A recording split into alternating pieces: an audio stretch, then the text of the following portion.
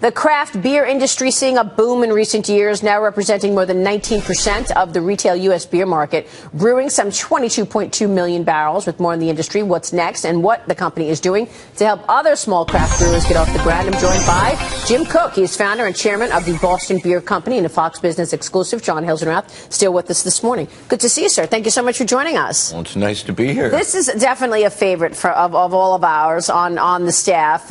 We love the company. Tell us what's behind this boom that we're seeing in craft beer the last couple of years.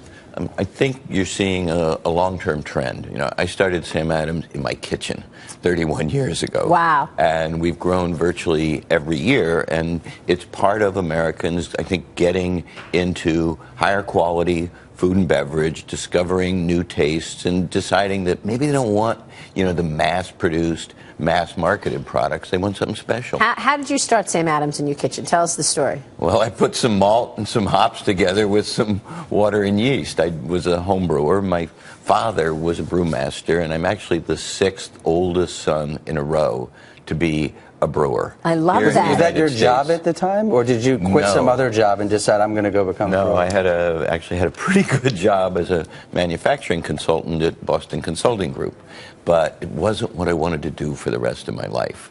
And I thought, what is it? What's my passion? And the idea of making great beer here in the U.S. got me really excited. At that time, there was no craft brewing industry. The term hadn't even been invented, so we sort of had to pioneer it. I put cold beer in my briefcase and went from bar to bar selling Sam Adams. I love How many people decide they want to spend their life with beer and then actually get to do it? You're, right. You're a pretty lucky man. Yes, I am. Is there a seasonality to beer, do you think, or craft beer? I mean, here we are just beginning the second quarter this week and the springtime. Does that, or summertime? Is summertime one of the busier times in terms of sales? It is, though, interestingly, for craft beer, actually the biggest time is the fourth quarter, because it's when, people trade up, when they treat themselves, when they, they're going to parties and they don't want to bring, like, an 18-pack of some, cheap beer. They'll buy a 6-pack of Sam Adams. John? So I want to ask you about two things. One is consumers, and the other is workers. What are you seeing in American consumers right now? Or do they have are they ready to go out and spend money, or are they still very grudging about?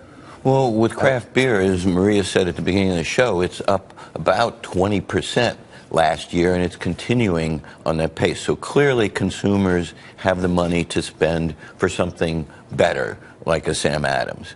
And I think that's a good sign for the economy. Are you seeing any pickup in demand?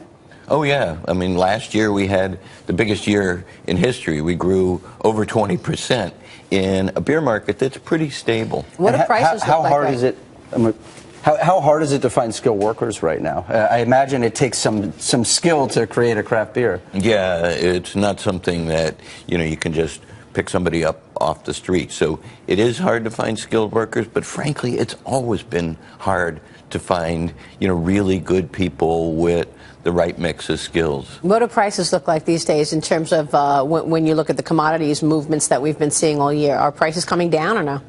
No, but they're sort of at inflation, maybe tracking inflation in the beer market. And something like, Sam Adams is a very affordable kind of luxury. I mean, people can't afford fancy bottles of wine, but anybody's got, $9 in their pocket to buy a 6-pack of really great beer. Yeah. Maria, I want to know why your assistant poured a beer for you, but not for the two of us. I think there's... I don't know. Is there a broadcasting under the influence? You're going to get a BUI?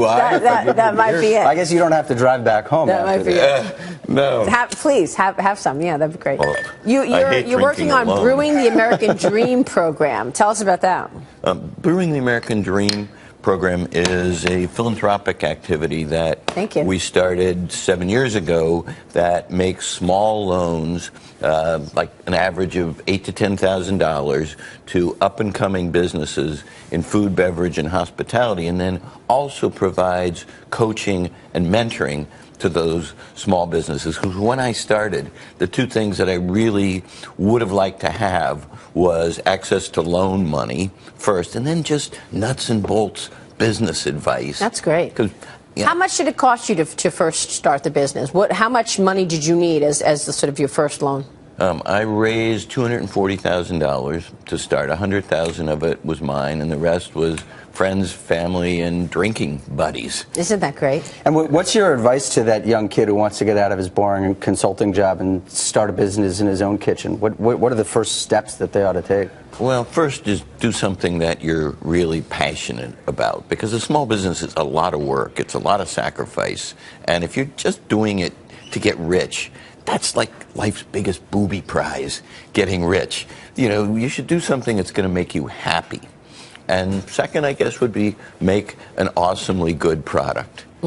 That's the key to it. Jim Koch, good to have you on the show today. Congratulations. Cheers. John still did not get his beer, by the way. Jim Koch, John Hilsenrath, thank you so much. Great to see you. I've got all morning. You will get that beer. We continue to cover the breaking news out of Fort Meade.